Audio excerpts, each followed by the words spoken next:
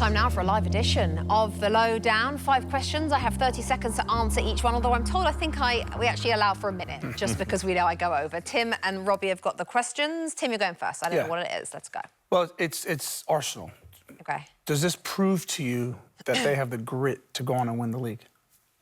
I mean, that's a big statement, you know, 6 games in, but I think it does kind of give us a little more evidence about their character, yeah. I mean, to be 1-0 down after the criticism they took last weekend against Manchester City with the handbrake situation, to be 1-0 down with 6 minutes to go, score an equaliser, and then score a winner. One of my favourite moments was when Mikel Merino was trying to celebrate his goal and nobody was interested. They were like, we can win this. And that's exactly the attitude you want. We're not celebrating an equaliser at St James's Park. We've got at least 10 minutes to go with stoppage time. And that's the attitude you want. I think it showed character. Yes, it showed grit. So I suppose the answer to your question is it kind of did, yeah. Even though it's super early, I think that was a bit of a statement today. Yep. Rob? We were in the makeup room yesterday morning. We are always in the makeup room for a long time. A long time. And we got some news that Graham Potter had been fired and Nuno had been hired. How surprised were you?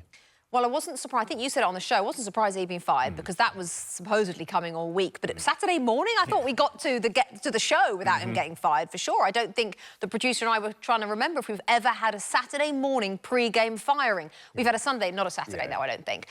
So I was surprised at the timing, not at the decision, despite the fact that West Ham profess that they don't panic. Well, they clearly do. And actually, if you look down their history, all they do is panic. And the other thing that's very annoying about the club, and I'm sorry, because West Ham, I've got a soft spot, my brother's a West Ham fan, is that you don't really know who you are or what you want, because you're hiring David Moyes, then you're like, oh, now we're bored, let's get Pellegrini. Oh, but now he can't do it either, so now let's go and get Graham Potter because we want to play nice football. But actually, no, now that's not working. Let's get Nuno because now we might get relegated. It's like you've got to decide who you are and what you do and stick to it.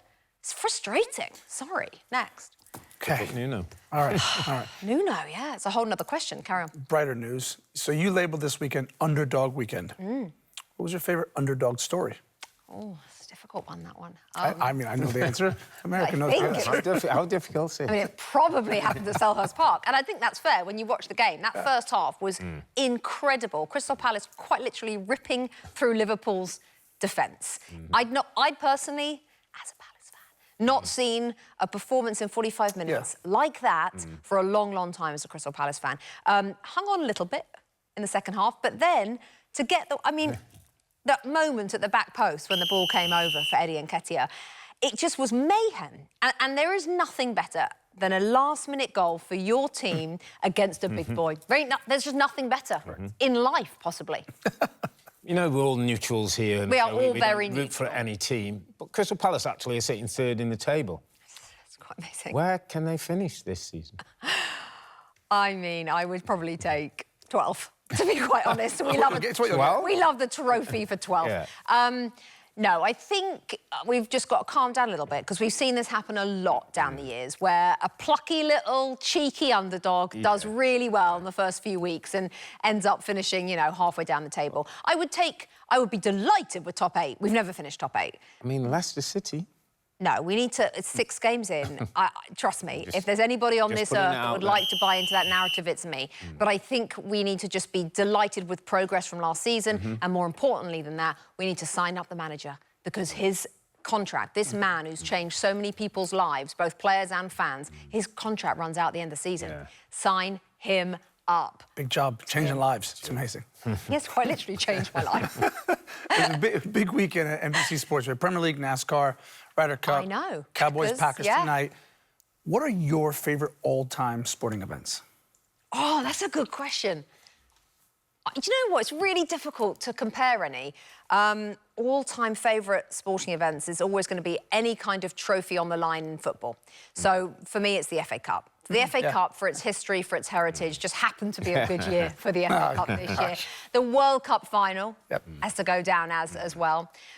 I don't hate a Wimbledon final. I mean, there is something, again, about the heritage and the amount of... what goes into that from these players that is otherworldly, the two who fight it out, men's and women's at Wimbledon.